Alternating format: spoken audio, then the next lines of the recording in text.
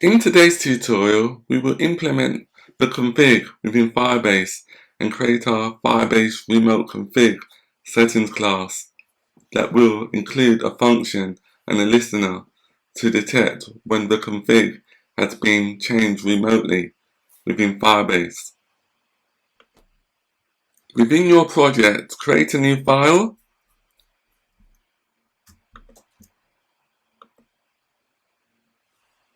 Select Swift file.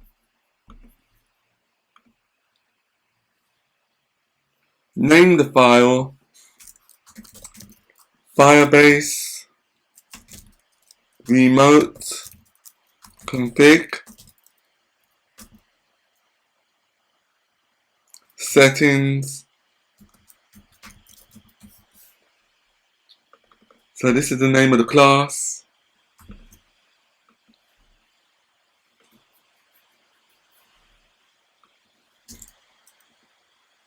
And then the next thing we need to do is to import Firebase remote config.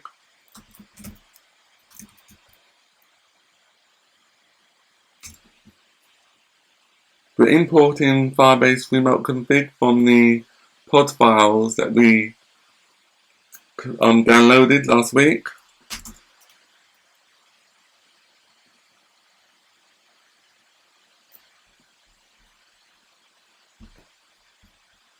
The next thing we need to do is to create an enum, and the purpose of the enum is to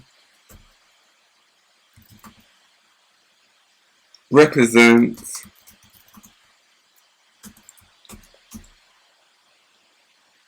the keys that are stored in Firebase remote config. So the keys that we'll be using, or that we're going to create later, is called show button.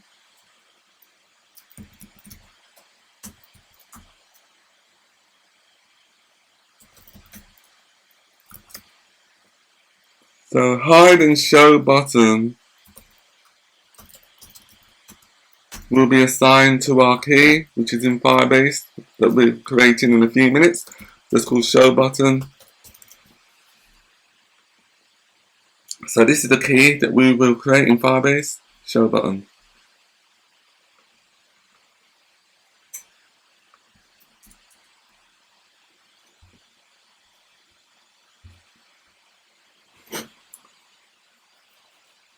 So now let's head over to Firebase.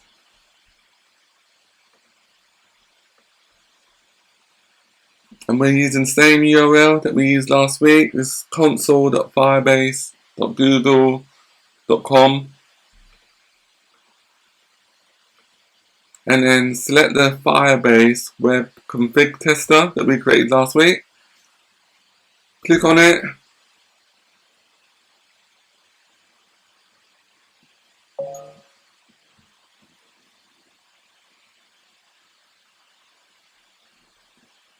To create our config, we need to select engage, which is this one, and then click on remote config.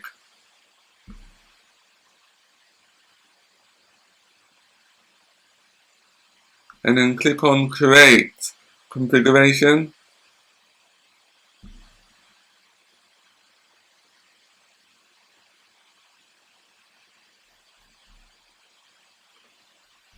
And then within the parameter name, which is the key, we assign our key, which is called show button.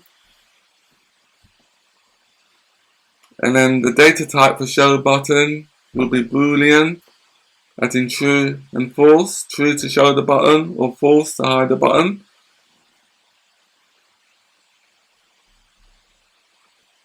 And then next thing we need to do is select a default value, show the button, and just set it to true. And then click on save.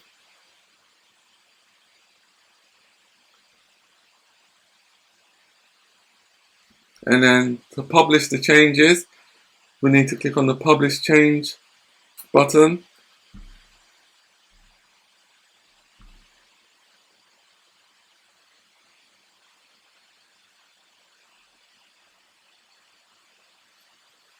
and then the actual config is displayed down below, which is here. So if we wanted to edit the config, just click on the pencil icon and click on edit, and then we can change it to false if we wanted to.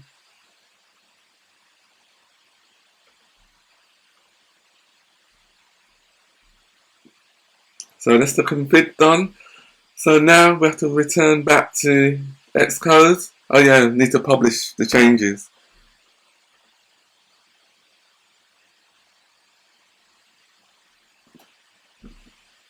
Return back to Xcode, and then within our Firebase remote config settings class, we need to define our actual class by using the following declaration: public class Firebase. I'll just copy it from here.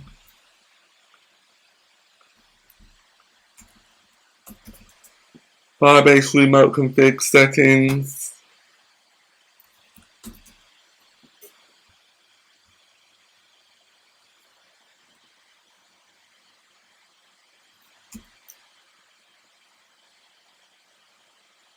And the next thing we need to do is to create an instance of the remote config settings. Type in let settings equals remote config settings.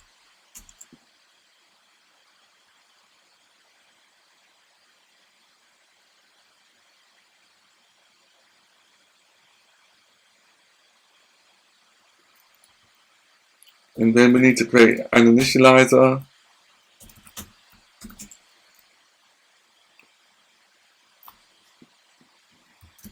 Settings.minimum fetch interval equals 0. And the purpose of that is to set the minimum fetch interval to 0. Is to always fetch the latest values on every app launch.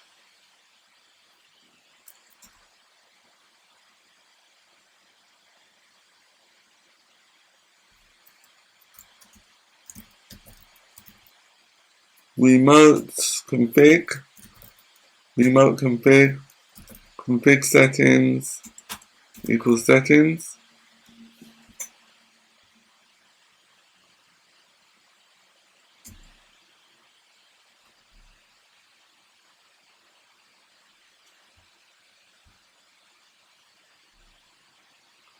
And then now we create our first function, which is called fetch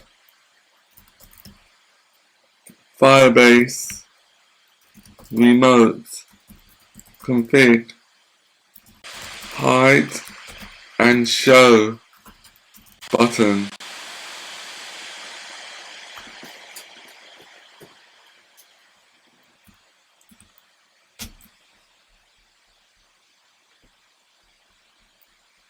So this function will return a closure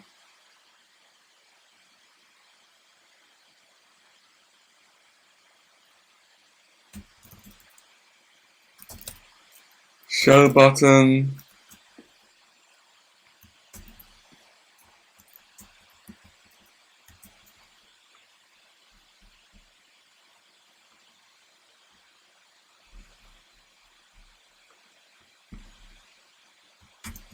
at escaping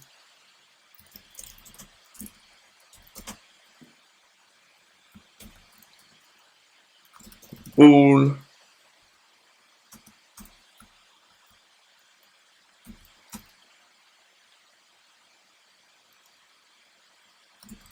void.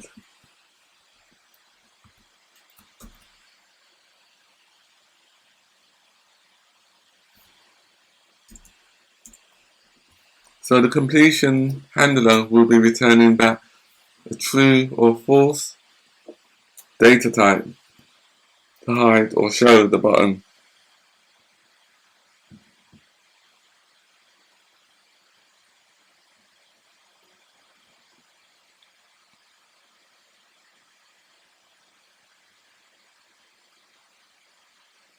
The next thing we need to do is to define the default values for Firebase remote config.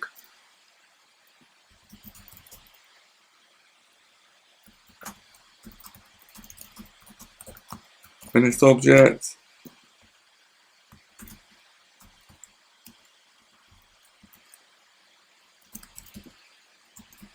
Firebase config dot hide or show button dot raw value is true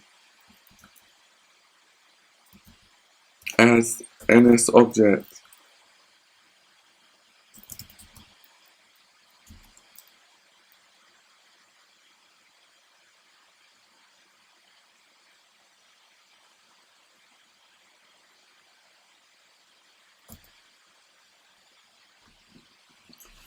So line 26,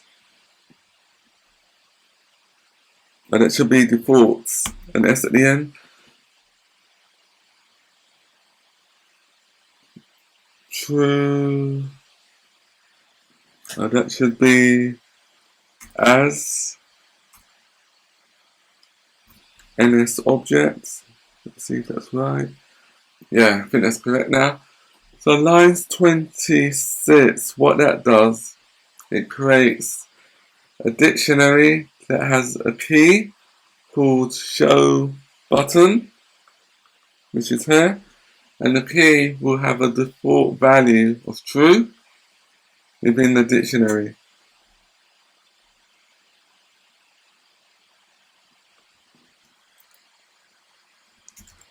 And now we need to set the defaults and assign it to remote config. Set defaults. Pass in our defaults.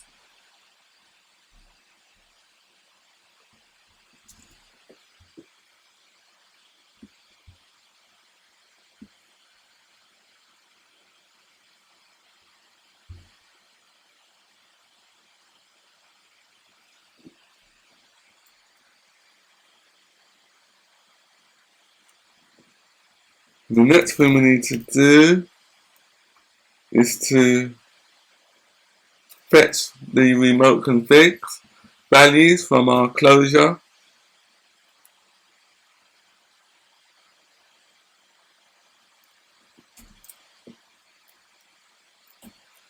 Remote config, fetch,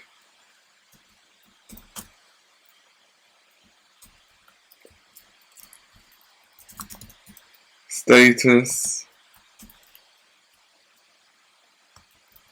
in. So we need to check that the fetch was successful from Firebase Remote. If status is successful,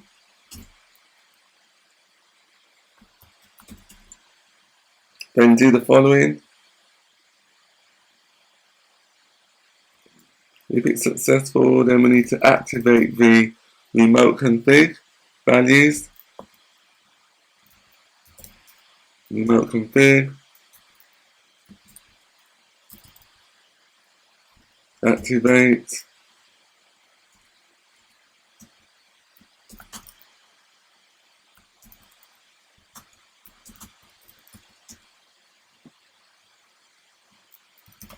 let remote config equals remote config dot remote config, let key equals Firebase config dot hide or show button dot raw value.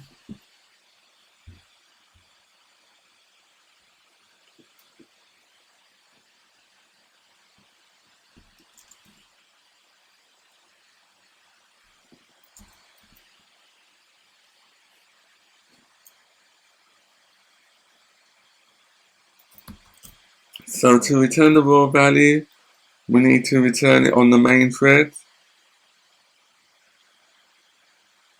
which is the GI thread. Dispatch queue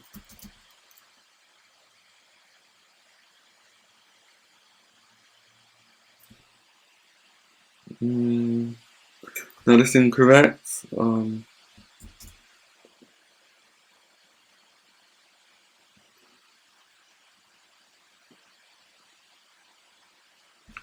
We need to check to make sure that the key exists in the remote config first. If remote config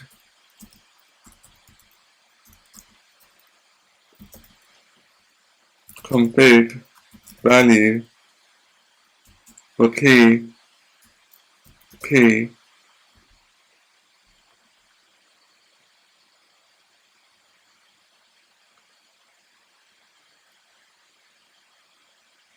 which is this key here,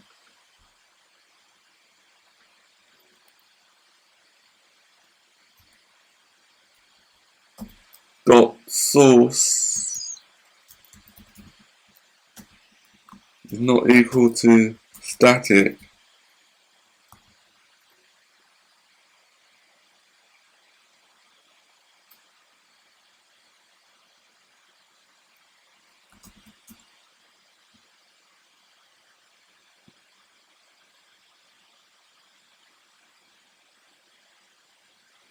then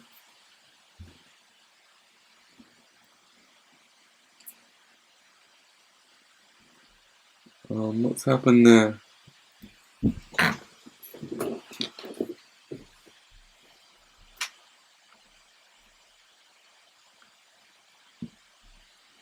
Static.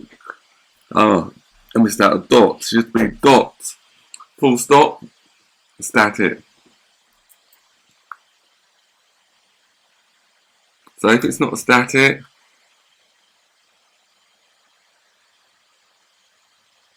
then we need to attempt to get the actual Boolean value from the remote config. Let hide equals remote config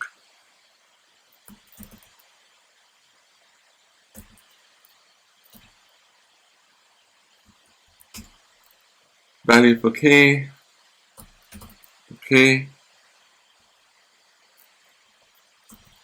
boom value Boolean value.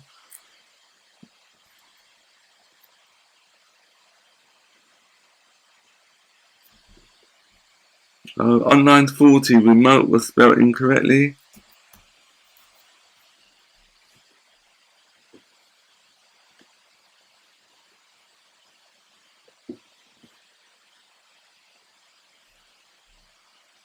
Remote config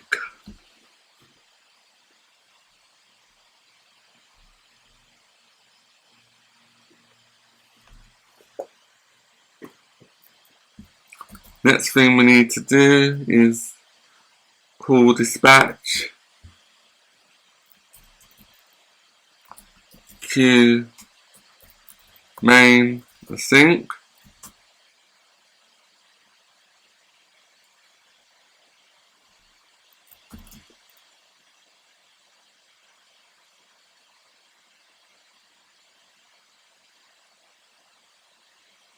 And then we want to return whether to show the button or not within our closure by returning the Boolean value that is called hide. So if hide includes false, that means the button should be visible.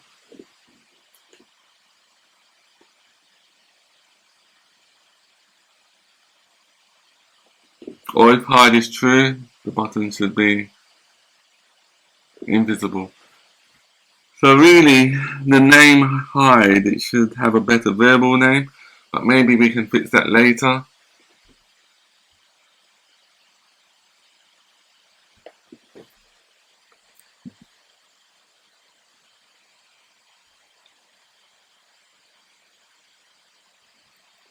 on line 49, if any of the keys do not exist, we need to use an else statement. Let hide defaults, open bracket, Firebase config dot hide or show button dot raw value as bool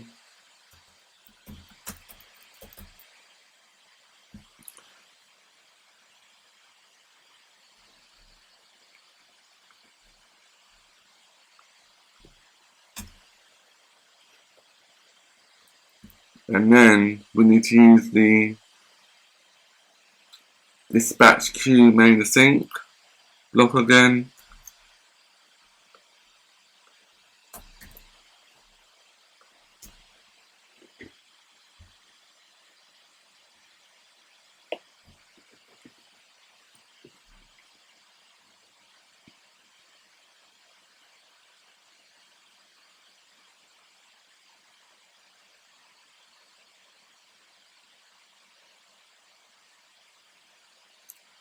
And then the next thing we need to do, if the fetch failed for any reason, then within this else statement, we need to use our defaults.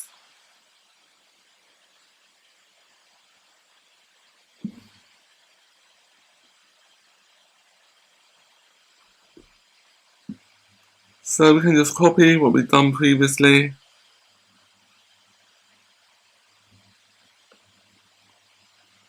Really, this would have been better using a sync and a wait, as it reduces the code for the closures, the completion handlers and everything.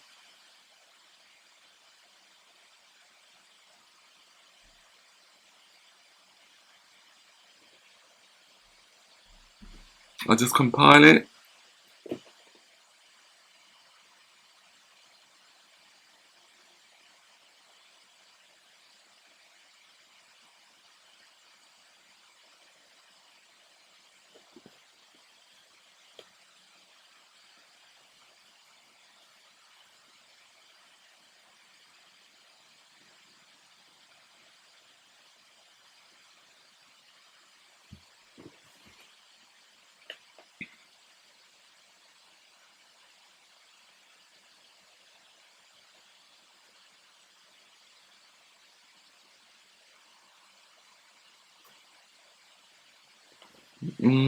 I think there's a bracket missing. So after lines 55, I think we need another bracket here.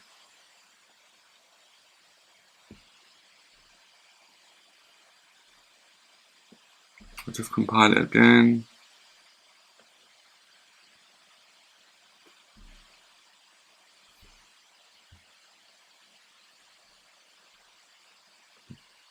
And delete the bracket at the end. See if that works.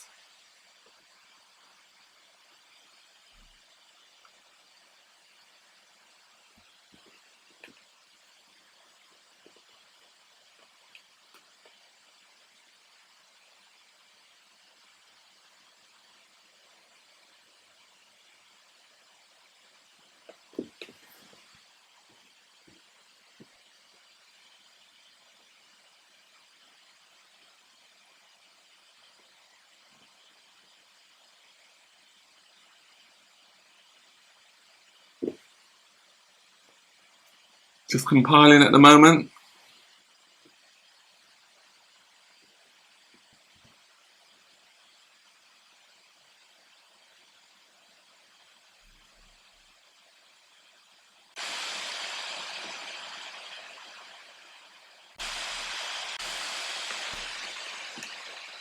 It's compiled, so that's good. In next week's tutorial, we will implement the fetch Firebase remote config hide and show listener button function that will enable the application to detect whenever any value has been changed within Firebase remote config, as it will be listening in real time. And then we'll also start to implement the GUI functionality so you can see how everything works using SwiftUI.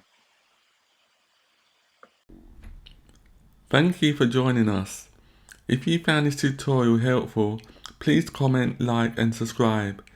See you next week.